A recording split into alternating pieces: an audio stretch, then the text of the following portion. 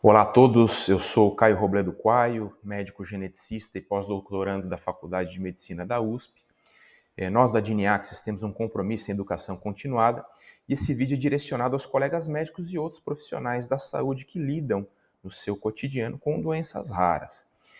E nós vamos apresentar nesse vídeo uma base de dados muito utilizada no nosso cotidiano em genética e que congrega informações valiosas sobre os genes humanos e as doenças raras associadas a eles, o banco de dados OMIM. Eu espero que essas informações sejam úteis para o acompanhamento e redirecionamento dos cuidados desses pacientes.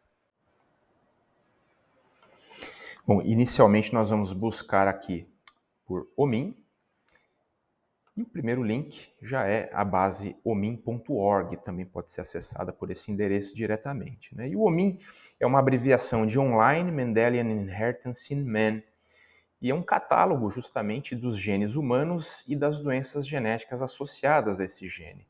Tudo isso começou há muito tempo atrás pelos trabalhos do professor McKusick. E a versão online do original Mendelian Inheritance in Man é justamente o OMIM. E esse trabalho surgiu, na verdade, da grande complexidade da genética dos genes humanos e também das doenças genéticas. A gente sabe que o ser humano tem ao redor de 22 mil genes, muitos desses genes ainda têm função desconhecida, e ao longo das últimas décadas, com o avançar da ciência, a gente foi descobrindo novos genes e novas doenças. A gente pode ver aqui nesse gráfico o ritmo de descoberta de novos genes e doenças, aqui nesse verde escuro, novas doenças conhecidas, e o verde claro, genes com algum fenótipo associado. Então a gente pode ver que por volta do ano 2000 a gente sabia talvez menos de 1.500 doenças genéticas, e hoje a gente realmente tem um número muito maior. Evidente que essa complexidade exige um catálogo central, uma base de dados central, e o OMIM vem para suprir essa necessidade. Aqui em Statistics a gente também tem algumas curiosidades. No total, ao redor de 22 mil genes, aproximadamente 17 mil, um pouco mais de 17 mil, estão catalogados aqui no banco OMIM, e a gente tem mais de 6 mil doenças com, vamos dizer assim, uma fundamentação mais destrinchadas aqui no banco de dados. Bom, e agora vamos na prática, como que nós podemos utilizar essa base de dados. Primeiramente, podemos buscar aqui na base de dados, por exemplo, a síndrome de Marfan, que é um quadro genético mais frequente na humanidade. A síndrome de Marfan decorre de alteração no gene da fibrilina. Os indivíduos podem ter alteração do coração, alta estatura. E o que a gente já observa? Ao buscar Marfan, a gente tem uma série aqui de resultados, e note, cada resultado tem uma codificação. Então, cada doença humana aqui na base de dados OMIM vai ganhar uma numeração, cada gene também vai ganhar uma numeração. Então, clicando aqui em Marfan, eu vejo aqui síndrome de Marfan, o número aqui do fenótipo de Mendelian Inheritance in Man é o 154700. Aqui, logo ao lado, a gente tem a herança, herança AD para autossômico dominante. Síndrome de Marfan é um quadro autossômico dominante. E aqui a gente tem o gene associado, que é o FBN1, o gene da fibrilina 1, e também o número do MIM associado ao gene da fibrilina. Então, note que Marfan tem uma numeração e o gene fibrilina 1 vai ter uma outra numeração. Isso vai ser importante porque sempre quando nós estivermos de uma entrada associada a uma doença ou fenótipo, a gente vai ter algumas ferramentas clínicas que a gente vai poder utilizar no nosso dia a dia. Quando nós estivermos na entrada, num número associado a um gene, essas ferramentas às vezes não vão estar disponíveis. E o OMIM congrega uma série de informações. Geralmente aqui em cima a gente tem um resumo. Então, a síndrome de Marfan é causada por alterações em heterozigose no gene FBN1, da fibrilina 1. Aqui nós temos a seguir uma descrição do histórico em relação ao quadro clínico, como é que foram as primeiras descrições, os primeiros estudos, Enfim, a gente tem muita informação congregada aqui sobre todo o histórico dos estudos clínicos e moleculares associados a esse quadro. Na genética, a gente usa muito esse box aqui de Clinical Synopsis. Evidente que a síndrome de Marfan é um quadro mais conhecido, nós temos guidelines de acompanhamento, mas para algumas doenças isso não é necessariamente existente nesses guidelines, então a gente acaba utilizando esse Clinical Synopsis para identificar quais são as alterações que geralmente a síndrome causa no ser humano, para que a gente possa observar, acompanhar e tratar essas alterações, né? Então, por exemplo, a síndrome de Marfan, herança autossômico dominante, né, ela causa impacto no crescimento, né, a estatura, ela geralmente cursa com alta estatura, né? Então aqui a gente tem um resumo clínico em relação à média de estatura em relação a diferentes faixas etárias, né? A gente tem, por exemplo, alterações da morfologia do crânio, da face, né? Nós temos alterações oculares, então quando a gente sabe quais são os tipos de impacto que aquele determinado quadro pode apresentar, fica mais fácil de nós monitorarmos os pacientes e tomarmos medidas de precaução e vigilância e, eventualmente, de intervenção precoce, né? As alterações cardiovasculares, respiratórias, enfim, a gente tem aqui um congregado de potenciais manifestações e esse resumo de acometimentos pode nos ajudar muito no manejo clínico. Aqui na base de dados do OMIN, a gente também tem aqui alguns links externos e muito úteis no nosso dia a dia. Eu queria apresentar a vocês, né, aqui, né, às vezes o links externos ele está fechado, nós podemos abrir aqui, e aqui nós clicamos em Clinical Resources. E aqui em Clinical Resources, muitas das doenças raras, elas contam aqui com uma entrada do Gene Reviews. O Gene Reviews é uma base de dados muito interessante, geralmente são revisões realizadas por alguns dos maiores experts naquele assunto, né? Então, por exemplo, né, cliquei no Gene Reviews da síndrome de Marfan e aqui eu tenho realmente um texto extremamente rico em manifestações clínicas, em como que é feito o diagnóstico, como que é feito o manejo clínico, né, prevenções de manifestações, o acompanhamento para evitar impactos, né, em relação ao quadro. Enfim, a gente tem realmente textos extremamente complexos e completos em relação a diversos assuntos associados àquele quadro, né? Então, realmente o Gene Reviews é uma base que nós utilizamos muito no nosso cotidiano de genética. Aqui, evidente que eu estou na entrada aqui da síndrome de Marfan e eu posso clicar aqui na entrada do gene da fibrilina, tá? Veja como que muda, né? A fibrilina, ela está associada à síndrome de Marfan, a gente pode observar aqui, mas também ela está associada a outros quadros clínicos. Então, o interessante, né? Sempre quando nós clicamos na entrada do gene, nós temos essa complexidade fenotípica associada ao gene, né? Nós temos algumas displasias esqueléticas, né? Enfim, algumas variações clínicas de Marfan que também são associadas ao gene da fibrilina 1.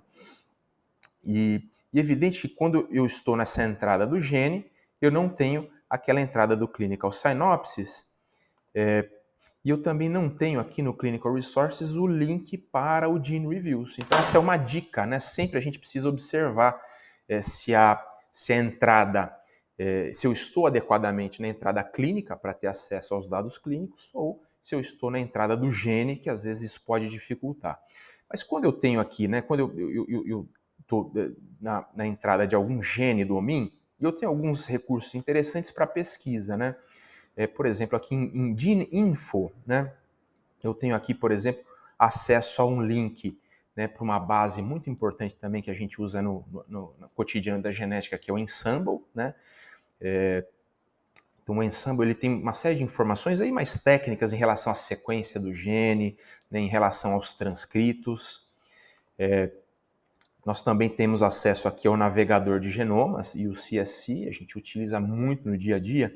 Esse navegador, ele nos auxilia muito a identificar as coordenadas do gene, né, e um estudo mais regional, né? E a gente também tem acesso aqui ao GeneCards.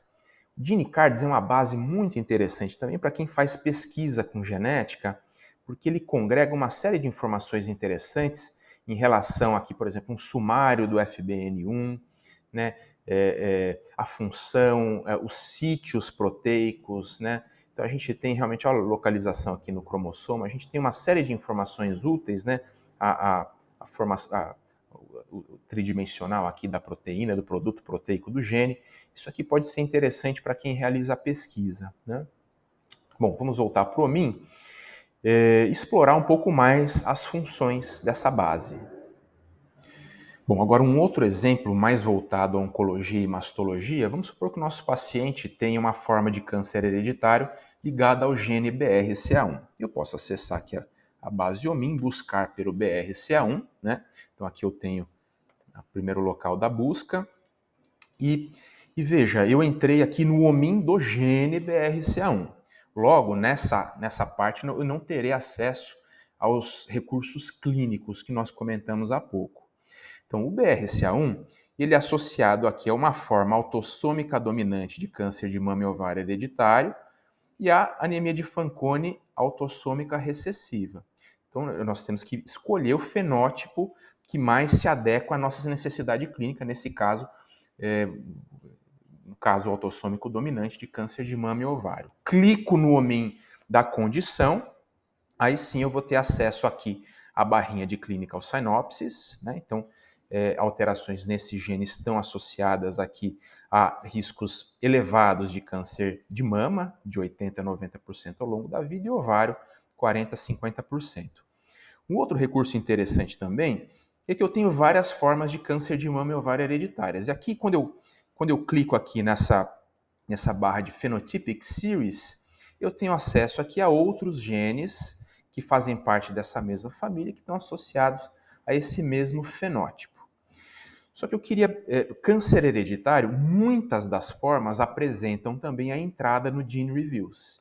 Isso é um recurso muito importante para a adoção de medidas de vigilância e, eventualmente, cirurgias profiláticas, né? Então, eu venho aqui na barra de External Links, né, Clinical Resources, e eu consigo aqui, para o BRCA1, eu tenho o link para o Gene Reviews. Vou clicar aqui no Gene Reviews.